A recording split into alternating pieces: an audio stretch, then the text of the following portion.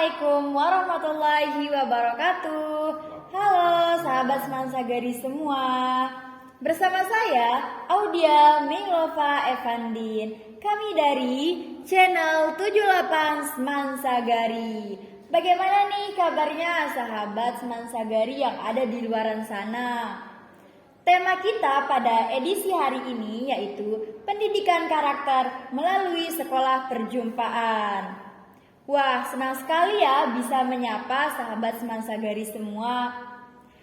Di sesi kita pada hari ini, kita kedatangan tamu spesial loh guys.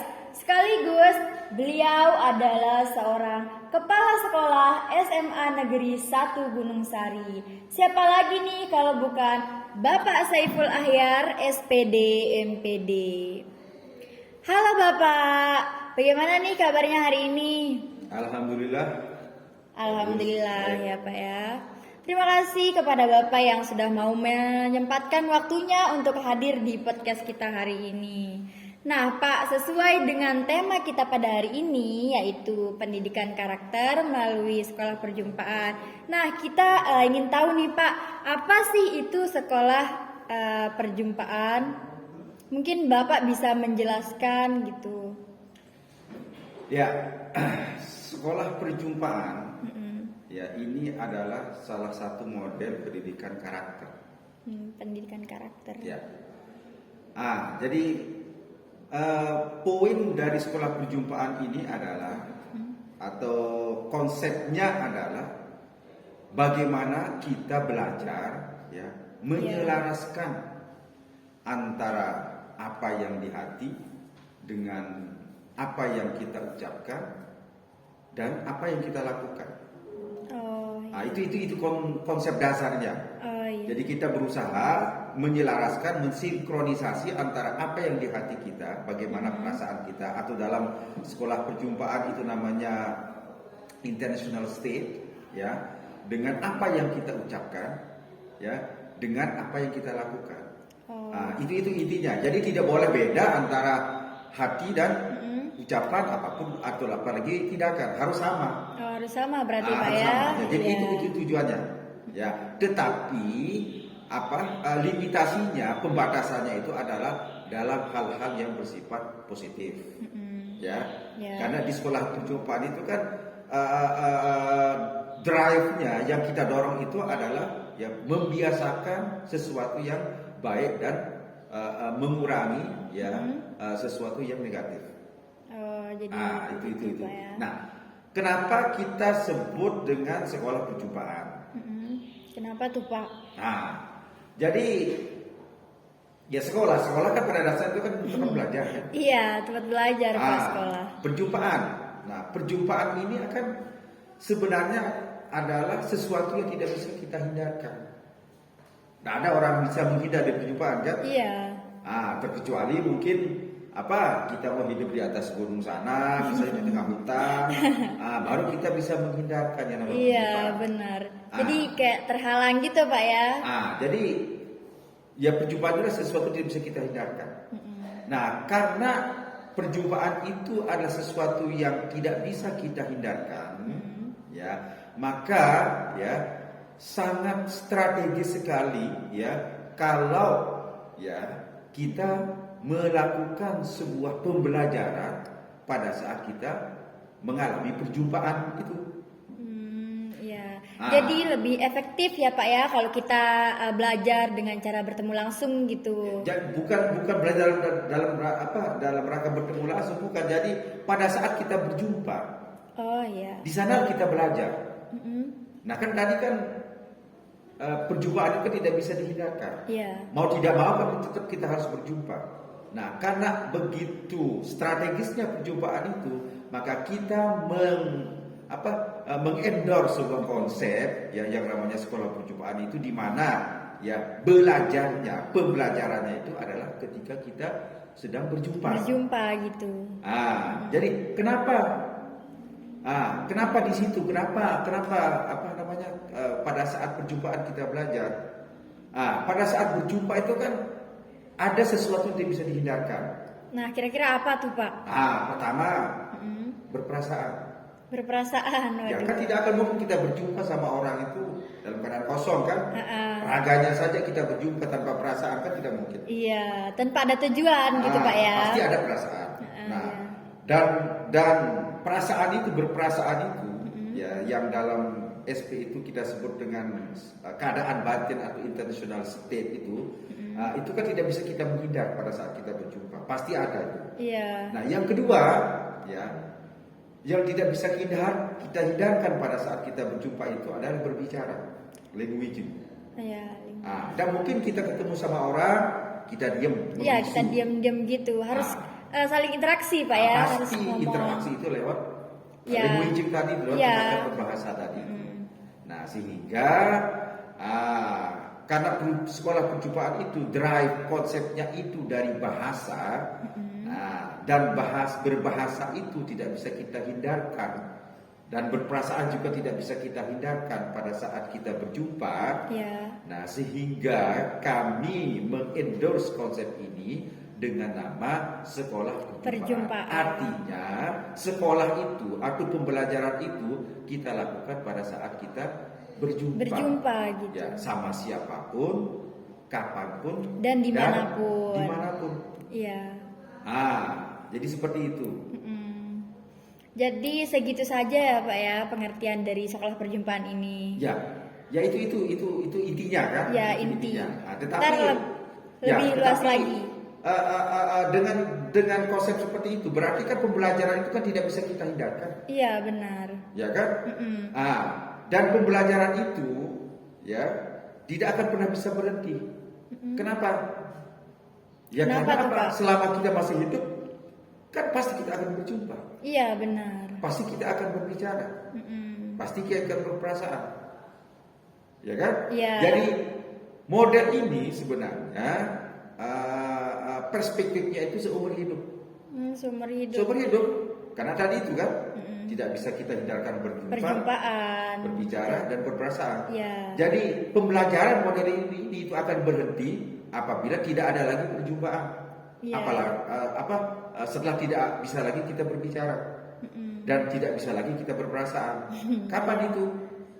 Ya setelah kita udah tidak ada gitu ya Pak.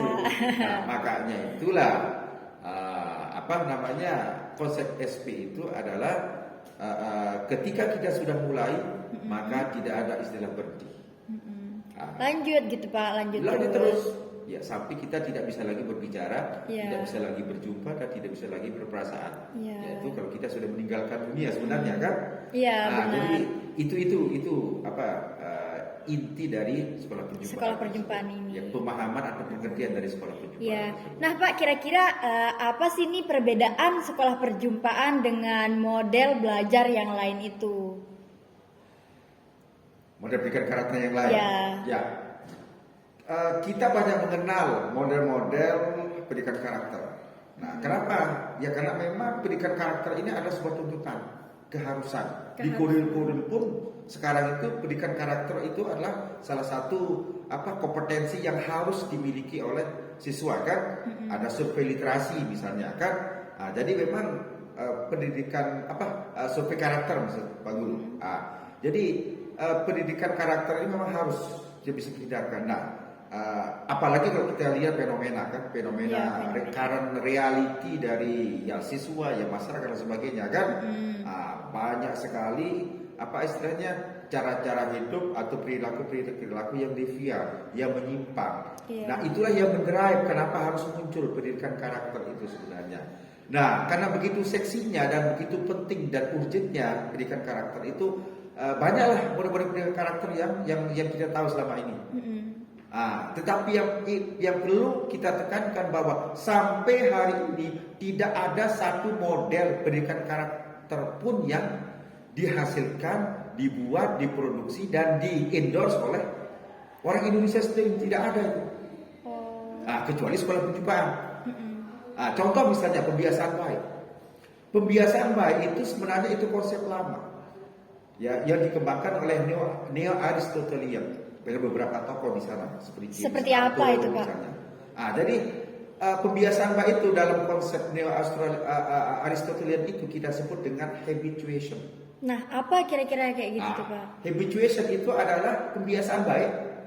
Oh, Jadi kebiasaan. anak-anak itu, ya pembelajar itu, ya kita biasakan untuk berperilaku baik. Nah, itu apa intinya dari teori habituation itu yang apa namanya yang dikembangkan oleh Jubilee Center yang ada di Birmingham University di Inggris itu. Dan ini salah satu model pendidikan karakter yang terbaik saat ini yang kita anggap.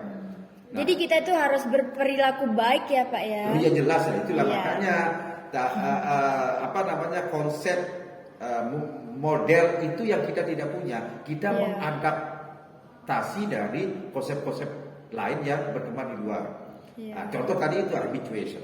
Kita bawa ke sekolah perjumpaan ini Pak Bukan, ya? bukan. Jadi Seperti apa Pak? habituation itulah yang sedang kita lakukan saat ini. Oh, yang Ya, sedang kita model praktikkan. karakter yang sedang kita lakukan saat ini di Indonesia, di kurikulum kita itu adalah itu habituation itu. Kemudian model lain sebenarnya ada istilah exemplaris theory. Ya, itu sebenarnya digagas oleh Lazarevsky itu sebenarnya. Ya, jadi intinya kalau exemplaris itu adalah dari pendidikan karakter kita lakukan dengan memberikan contoh. Iya. Contoh. Makanya teorinya namanya exemplaris moral theory. Kan itu kan yang juga banyak kita lihat, kita dengar juga di Indonesia seperti itu. Kemudian ada namanya prime. Ya. Nah, gimana tuh, Pak? Prime itu dikembangkan di apa namanya di St. Louis University itu di Amerika. Kemudian ada lagi namanya Character Education Partnership. Itu juga di Amerika dikembangkan. Nah, model-model ini yang kita adaptasi sebenarnya menjadi model pendidikan karakter yang kita lakukan saat ini. Jadi model pendidikan karakter yang kita kembangkan saat itu adalah model-model luar sebenarnya yang kita tidak memiliki konsep tentang itu. Nah, sehingga kita mencoba muncul dengan ide baru, ya, yaitu yang kita sebut tadi itu adalah sekolah perjumpaan. Sekolah perjumpaan. Jadi kenapa kita anggap ini sebagai sebuah model yang baru, ya? Jadi poinnya di sekolah perjumpaan itu adalah kita mendorong untuk apa namanya pembelajar itu untuk menyelaraskan seperti yang definisi tadi, menyelaraskan antara apa yang di hati dengan apa yang dibahasakan dan dengan apa yang kita lakukan. Itu intinya. Kita perbuat gitu Pak. Nah, dan ini murah. Kalau yang lain itu kan pertama banyak berbicara tentang kognitif. Apa itu Pak? Pengetahuan. Padahal karakter itu sebenarnya kan bukan kognitif. Iya. Ya, karakter itu adalah perilaku. Perilaku tindakan. kita sehari-hari gitu Pak ya. Iya, itu karakter sebenarnya. Iya. Ya. Sementara beberapa model yang lain itu kan banyak berbicara tentang kognitif. Seperti misalnya bagaimana kita bisa berempati. Ya. Itu contoh. Bagaimana kita bisa intimate atau berintegrasi dengan baik dengan orang lain. Bagaimana kita bisa berperan di masyarakat. Bagaimana kita melakukan sesuatu yang positif, ya, di masyarakat maupun di sekolah.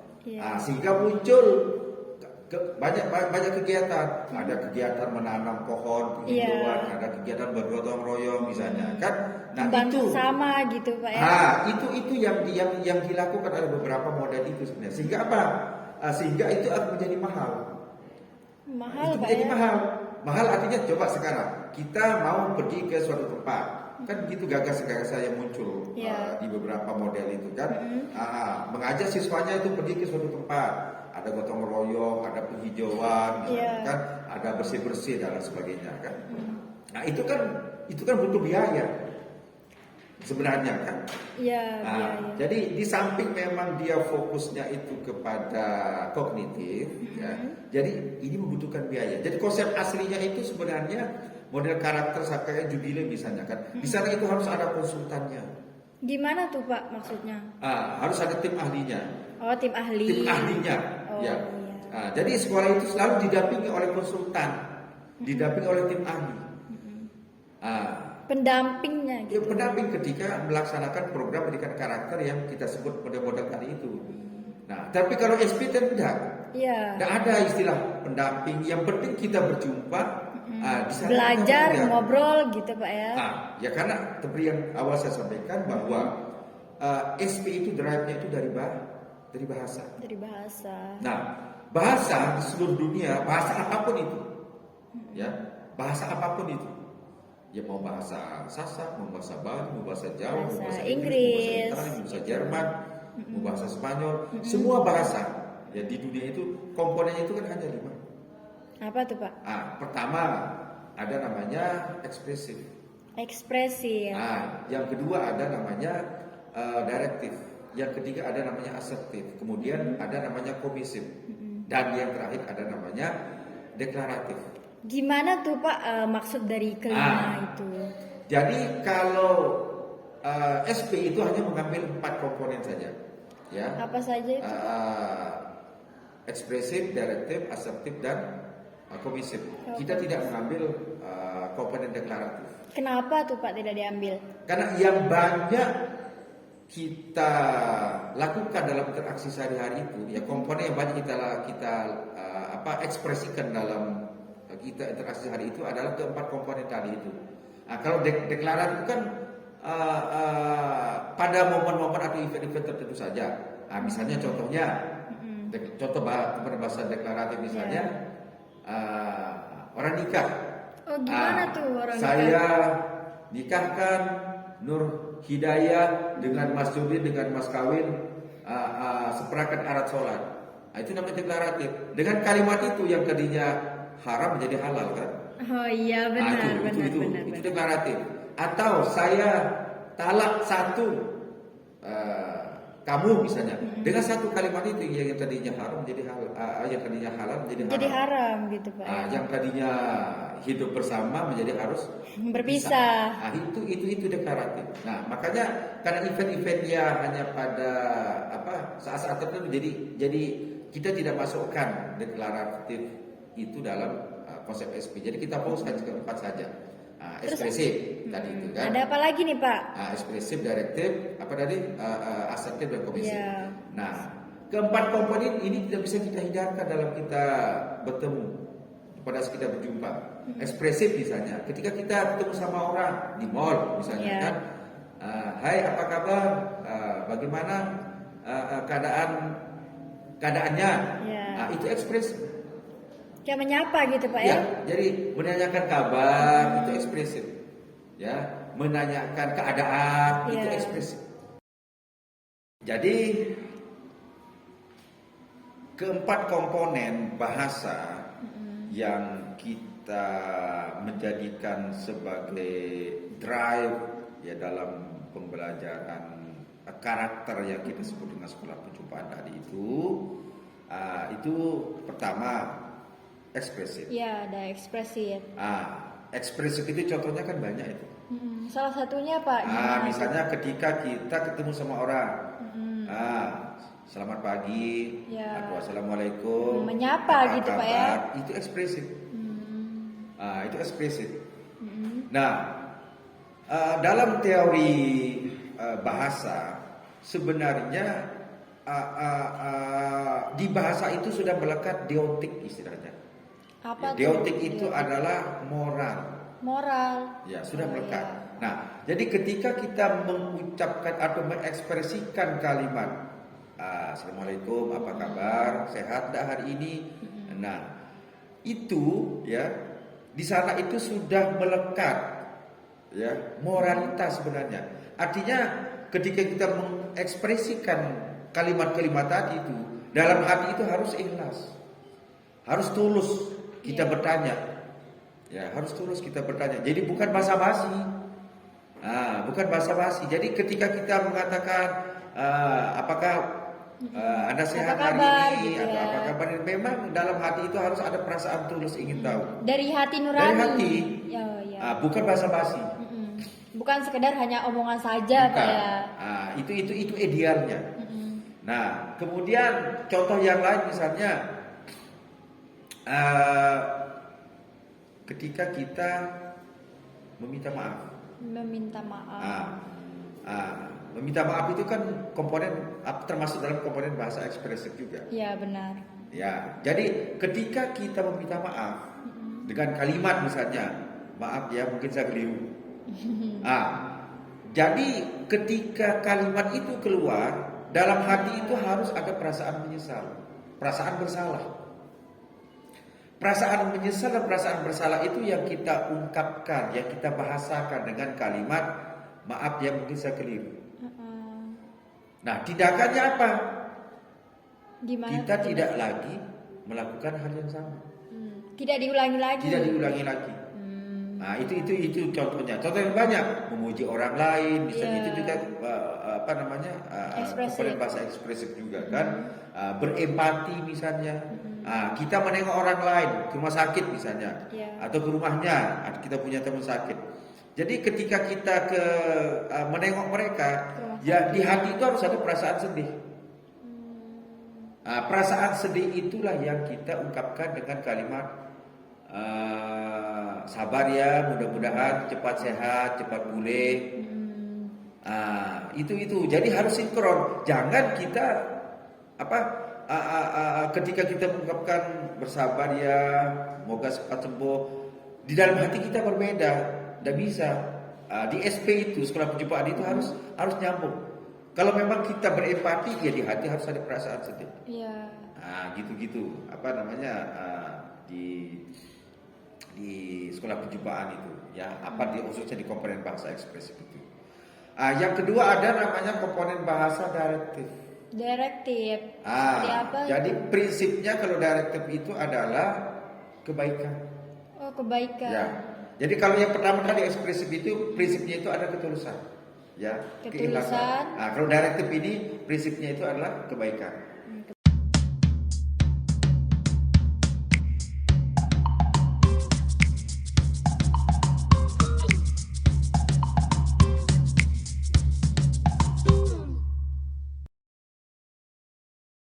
Demikian obrolan kita pada edisi kali ini. Terima kasih kepada Bapak narasumber telah menyempatkan waktunya untuk hadir pada podcast kita hari ini.